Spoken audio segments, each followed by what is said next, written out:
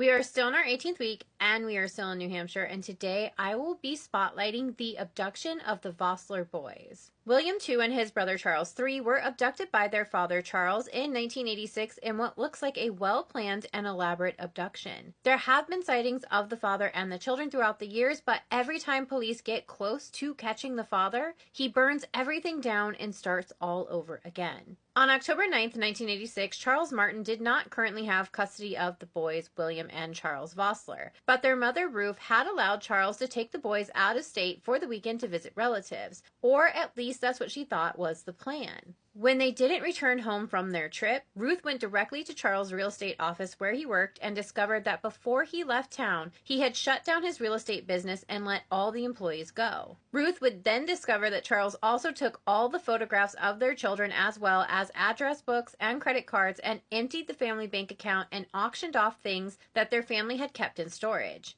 Charles made sure before he left that he removed Ruth's name from the joint checking account and stopped all automatic payments to her car a month before he left with the children. He planned for the car to be repossessed about the time that he and the kids were gone. Investigators believe that Charles was traveling with the boys in a 1979 GMC Jimmy truck with Nebraska license plate 2R6093 or a Virginia license plate number IBV565. Their father, Charles, is known to have ties to Connecticut, New Jersey, Oklahoma, Pennsylvania, and Florida. In 1987, in Stillwell, Oklahoma, a woman recognized both boys from a photo of a missing child poster and called the hotline to report it. That's when investigators would discover that Charles Martin was now using the name Dr. Charles Wilson, but it took authorities 9 days to show up to arrest him, but by then, Charles had literally burnt down his house and his car and also burned some of their other possessions in a field and skipped town with the boys. In 2006, Charles and the boys would be spotted in Oklahoma, but there's been no sighting of either of them since then. Ruth now lives in North Carolina and is still hoping someday she will hear from her children or at the very least verify that they are still alive. Charles Martin is said to be armed and dangerous, and caution is advised when approaching him or the children. If you have any information about Charles Martin or other Charles or William Vosseler, you are asked to contact the Rochester Police Department at 603-330-7128. Please continue to share William and Charles's face and case and their father Charles's face as well.